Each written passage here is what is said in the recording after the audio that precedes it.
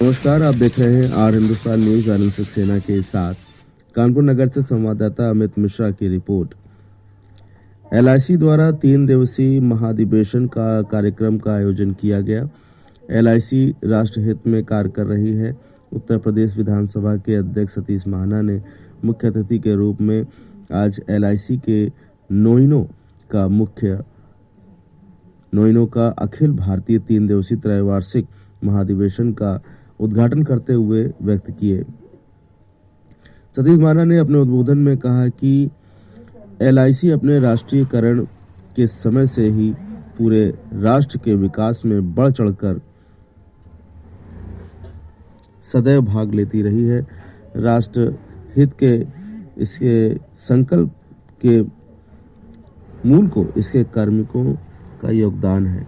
विधानसभा अध्यक्ष ने कहा कि भारतीय मजदूर संघ से संबंध नोइनो संगठन की गतिविधियों से मैं व्यक्तिगत रूप से प्रभावित हूं। उन्होंने कहा कि नोइनो संगठन का प्रत्येक सदस्य संस्था एवं राष्ट्र हित को ध्यान में रखकर अपने संगठन का संचालन करते हुए कार्मिकों के हितों के प्रति समर्पित होता है।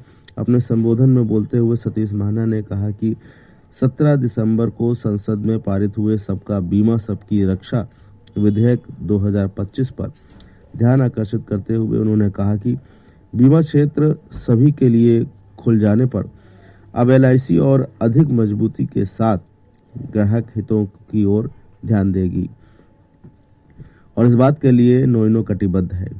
नोइनो के 20 से 22 दिसंबर तक चलने वाले 3 दिवसीय त्रैवार्षिक महाधिवेशन का प्रारंभ आज यहां होटल राय मंदाकिनी में अपराह्न 4 बजे से उद्घाटन के साथ हुआ।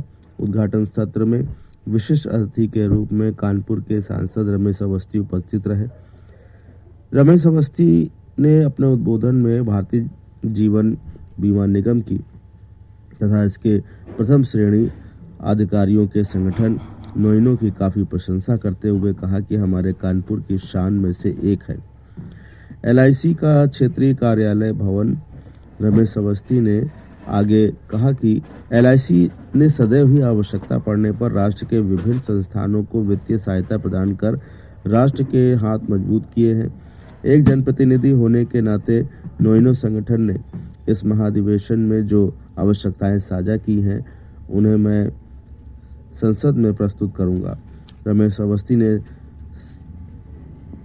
संसद में अपने संबोधन में कहा कि सबका बीमा सबकी रक्षा अधिनियम से एलआईसी और अधिक मजबूती के साथ राष्ट्रहित के अपने संकल्प पर जुटी रहेगी।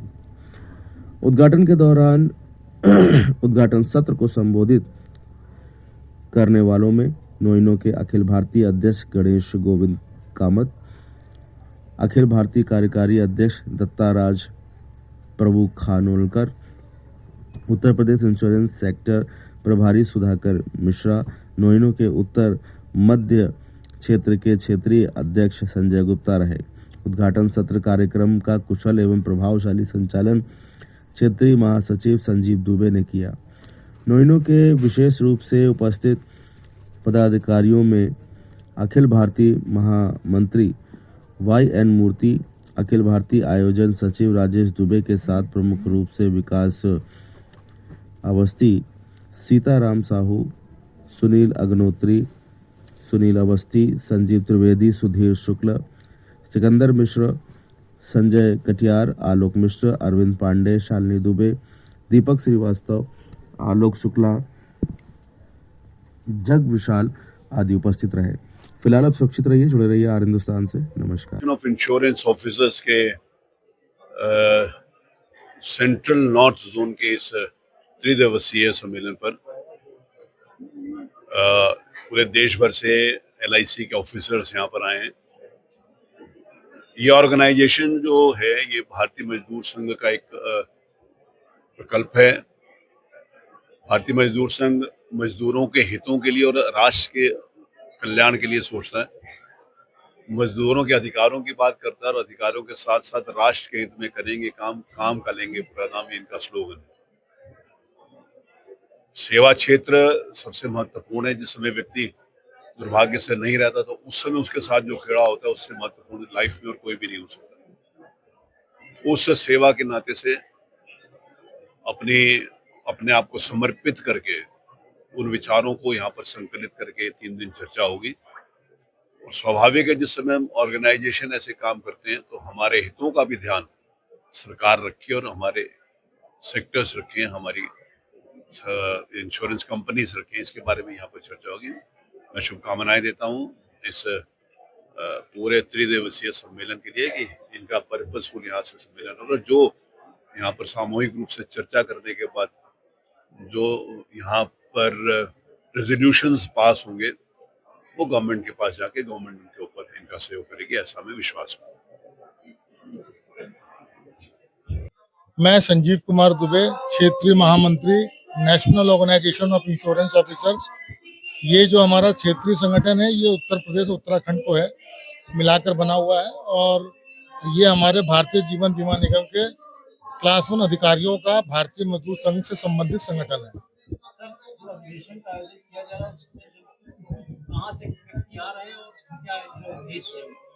ये जो हमारा त्रिवार्षिक अखिल भारतीय अधिवेशन है ये पूरे भारतवर्ष से लोग आ रहे हैं। नीचे तमिलनाडु केरला से लेके कश्मीर तक से और आपके गुजरात से लेके आसाम और गुवाहाटी तक से जो है लोग यहाँ पे आए हुए हैं। मणिपुर से लोग आए हुए हैं, बंगाल से लोग आए हुए हैं। करीब यहाँ पे जो है 550 प्रतिनिधि हमारे पूरे देश से आए हुए हैं।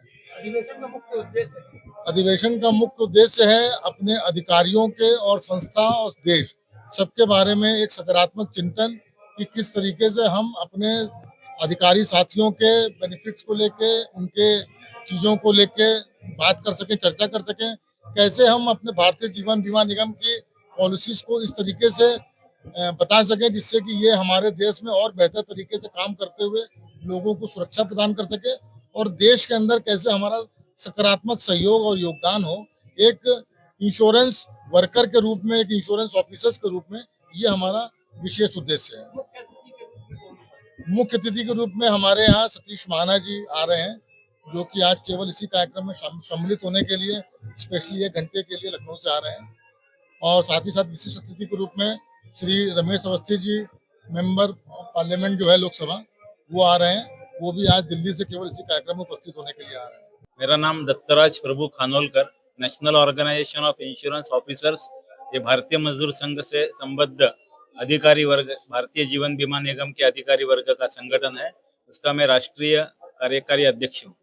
सर, जो यहाँ पर अखिल भारतीय अधिवेशन का आयोजन किया गया उसके बारे में कानपुर में हमारा ये त्रैवार्षिक अधिवेशन, अखिल भारतीय त्रैवार्षिक अधिवेशन होने जा रहा है और इसका उद्देश्य है कि भारतीय जीवन बीमा निगम के अधिकारियों के जो प्रश्न है उसको प्रश्नों के ऊपर चर्चा करना और प्रश्नों की चर्चा करके उसके ऊपर समाधान को ढूंढना। वैसे ही भारतीय जीवन बीमा